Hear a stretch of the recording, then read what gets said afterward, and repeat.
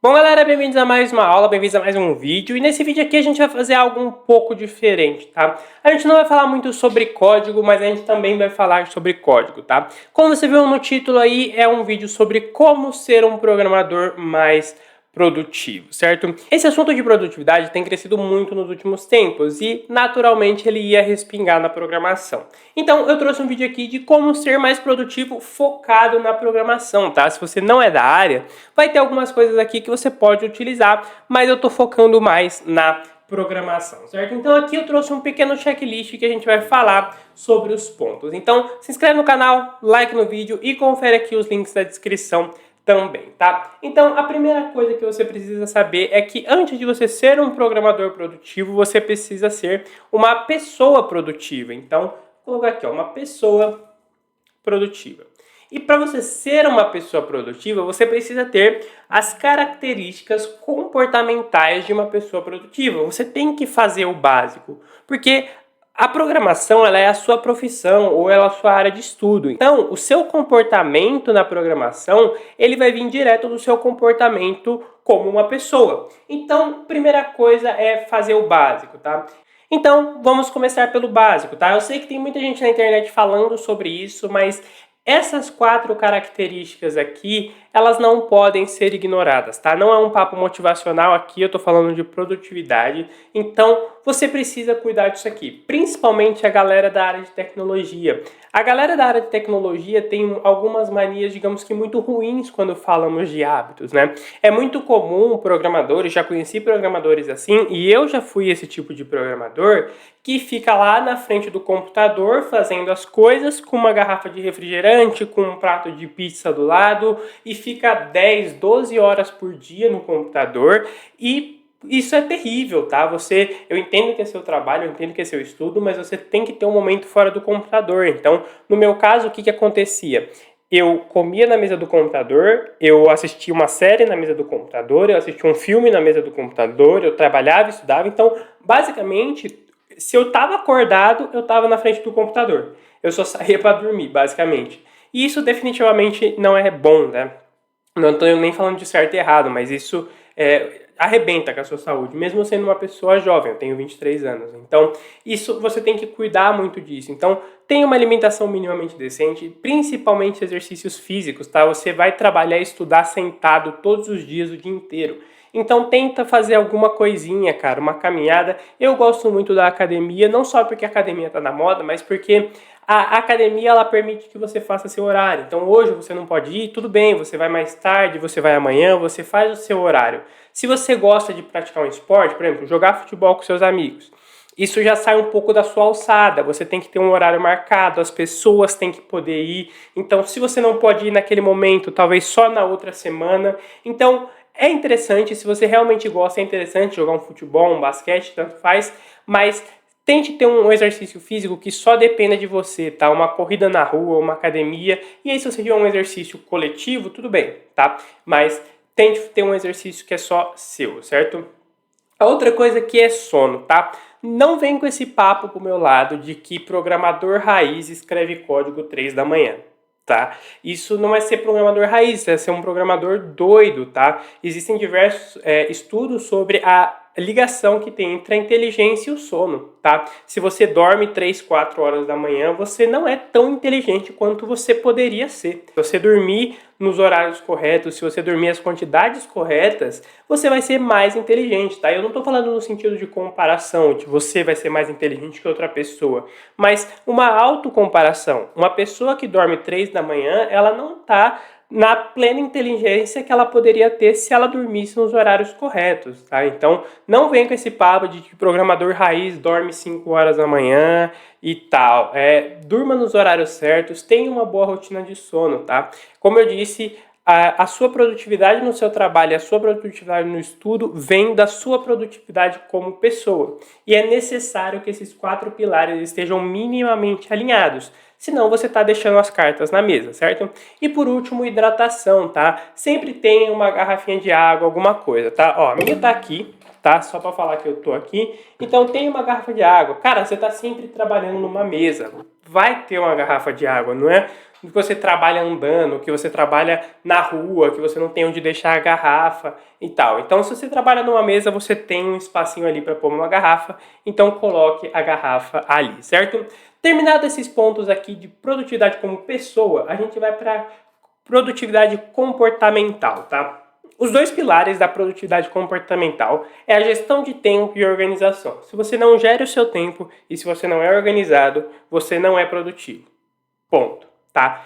E muita gente fala que o tempo passa rápido, os dias correm, mas isso aqui, quando a gente bate em gestão do tempo, a gente bate em celular, tá? Se você perguntar para as pessoas antigamente, para tua mãe, para tua avó, se você tem bisavós vivas talvez, você vai ver que o assunto gestão do tempo não era uma pauta, porque não tinha celular. Então as pessoas faziam o que elas tinham que fazer, elas cumpriam com as responsabilidades, era isso.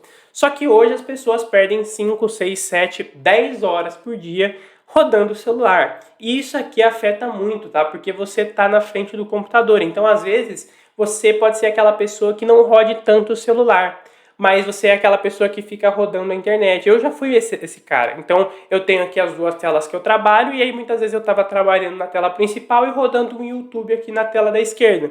E isso atrapalhava a produtividade, porque mesmo que você esteja rodando um podcast, alguma coisa, a tela está aqui chamando a sua atenção, então você para, você olha. Então a gestão de tempo é você focar nessas coisas, tá? É você tentar reduzir o tempo em coisas desnecessárias. Obviamente, todo mundo tem um tempo de lazer, você pode rodar o seu celular um pouquinho, você pode ver um YouTube, um Netflix e tal.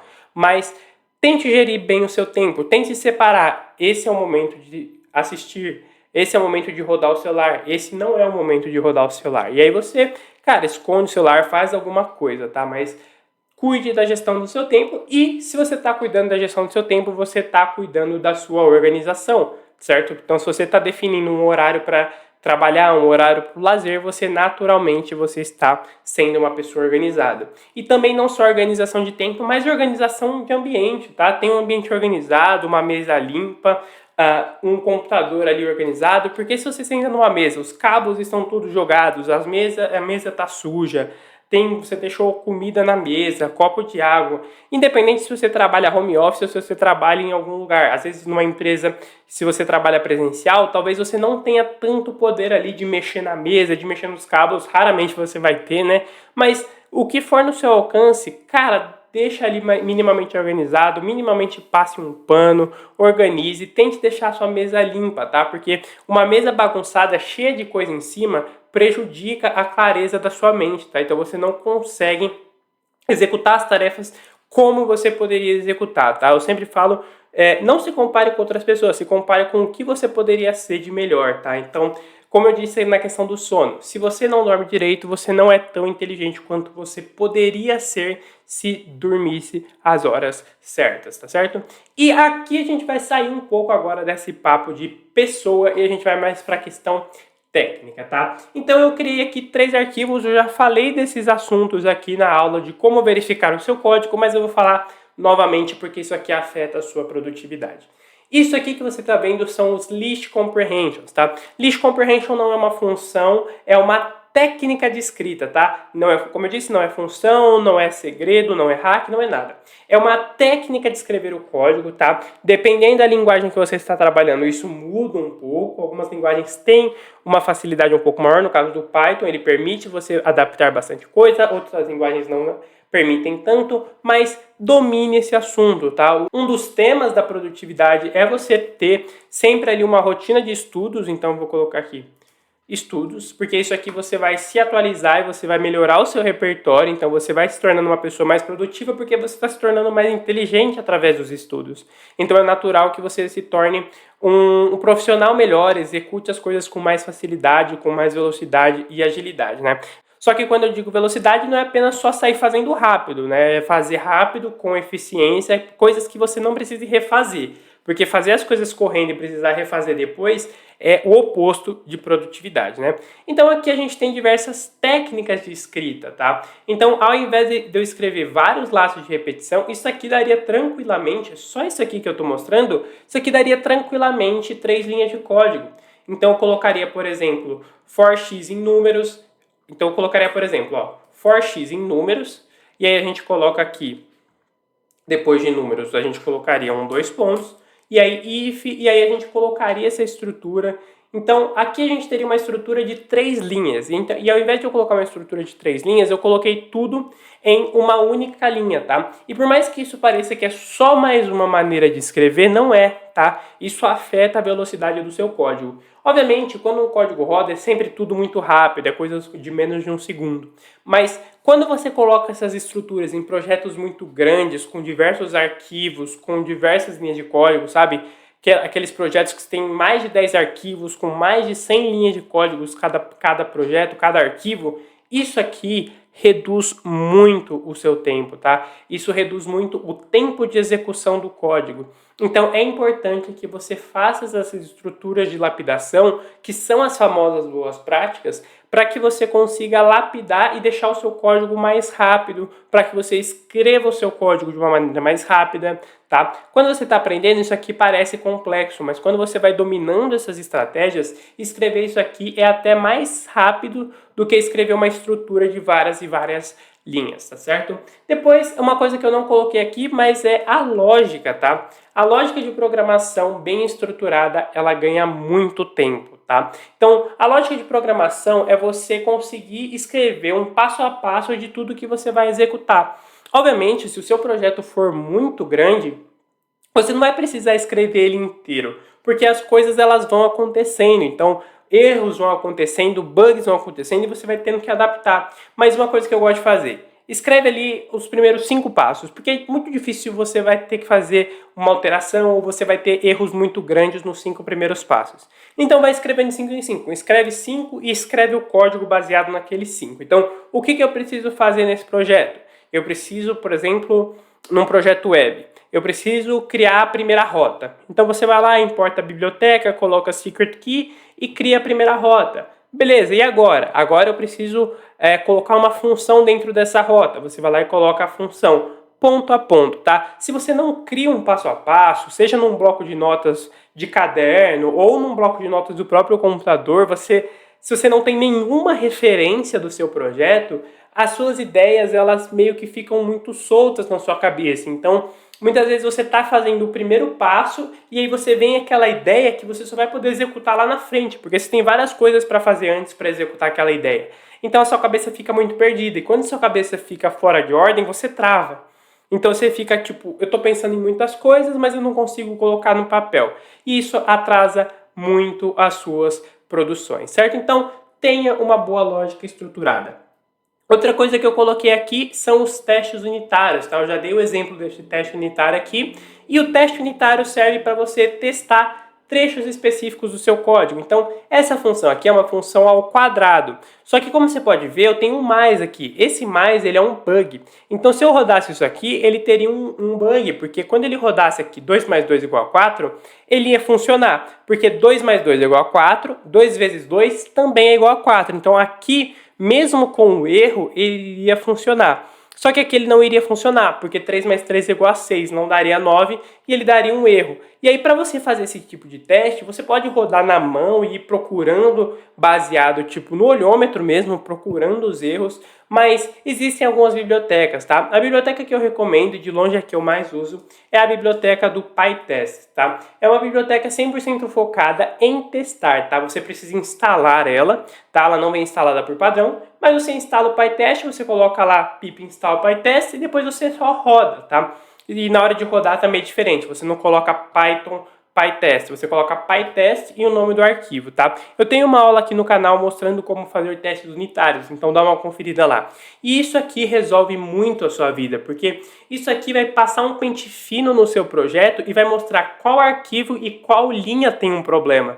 Então você já vai direto. E em alguns casos, dependendo do que você escreveu, ele te dá a sugestão. Então não é só aquele negócio que ele aponta um erro, ó, tem um erro nesse arquivo. Não, ele fala, ó, tem um erro no arquivo tal, na linha 20, sugiro que você faça isso. Então, a depender da situação que você tá, ele já te dá a solução. Então você consegue resolver muitos problemas muito mais rápido, tá? E, como sempre, os testes unitários vale ressaltar. Se o seu projeto é muito grande, não vai fazer um teste unitário completo, tá? Tipo, rodar o PyTest em todo o projeto ao mesmo tempo, porque ele vai acusar, se você tiver muitos erros, e é natural que tenha, ele vai sair acusando todos os erros de uma vez. Então, tente separar, tá? Tente isolar. Então, por exemplo, eu tenho aqui várias linhas, então o que eu vou fazer? Eu vou comentar isso aqui, por exemplo, e aí eu vou comentar essa função quadrado e eu vou rodar um PyTest só no defmain, tá? Aqui daria errado porque eu preciso dessa função, mas aí você isola trechos do código que não dependam necessariamente um do outro para você entender, principalmente erros de sintaxe. Porque se você tem um projeto muito grande lá e você divide ele em 3 partes, e aí você roda um PyTest na primeira parte, passou, tudo certo. Aí você roda na segunda parte, deu erro. Aí você roda na terceira parte, passou. Você já entendeu, aqui tá certo, eu preciso consertar só o meio. Então você isola o seu projeto em trechos, obviamente sempre presta atenção nisso aqui, porque às vezes uma função depende da outra, então você coloca elas dentro do mesmo trecho, mas você vai testando trecho por trecho e utilize essas bibliotecas, tá? Porque se você for testar, se você for ficar pesquisando e olhando no olho, olhando linha por linha, muitas vezes passa, principalmente se for uma ausência de vírgula, uma ausência de 2 pontos. No caso do Python, ele não tem o ponto e vírgula para quebrar a linha, mas existem diversos errinhos que podem passar ou não, principalmente se você estiver usando frameworks, né? Os frameworks Django e Flask, ele tem várias características também que você precisa preencher, que ele não acusa como erro, né, quando você vai utilizar as foreign keys, por exemplo, se você não colocar o onDelete, ele trava. Então, sempre faça esses testes unitários, certo? E basicamente por essa aula só isso, ela já está com aproximadamente 20 minutos, então eu vou finalizando por aqui e eu vou recapitular aqui tudo que a gente falou para você ter uma real noção de como é ser um programador mais produtivo, tá? Então, primeira coisa, um programador, antes de ser um programador, você é uma pessoa. Então, você precisa ser uma pessoa produtiva. Então, cara, olhe minimamente a sua alimentação, não vai comer uma pizza com refrigerante 2 da manhã, tá? Senão você está ferindo a sua alimentação, você está ferindo o seu sono, você provavelmente vai estar ferindo a sua hidratação, você também talvez não vai estar tomando água direito e provavelmente você não vai ter nenhuma disposição para fazer exercício físico. Então tudo isso está ligado, sabe? Se você não se alimenta direito, você não tem disposição para fazer exercício, você dorme tarde, e aí se você dorme tarde, você também vai piorar a sua disposição. Então tudo vai funcionando como um efeito dominó para a sua improdutividade, tá? Outras questões básicas, gestão de tempo, organização e estudos, tá? Aprenda a gerir seu tempo, não gaste muito tempo no celular de maneira desnecessária. Tenha o mínimo de organização, então não só organização de tempo, mas organização de ambiente, tenha um ambiente legal, confortável de se trabalhar. E aqui os estudos, tá? Sempre atualize seus estudos, porque quanto mais você sabe, mais técnicas você sabe e as coisas ficam mais fáceis, certo? E aqui utilize essas técnicas, então técnicas de testes unitários, técnicas de list comprehension, dictionary comprehension. Utilize as bibliotecas, porque dentro das bibliotecas tem muitas funções que te ajudam. Então, não pare de estudar, tá? O estudo de longe é o que mais vai te ajudar na produtividade técnica, porque ele vai te dar novas soluções e a partir daí você consegue desenvolver novas ideias, certo? Então, por essa aula só isso, fico por aqui. Se inscreve no canal, like no vídeo e até a próxima.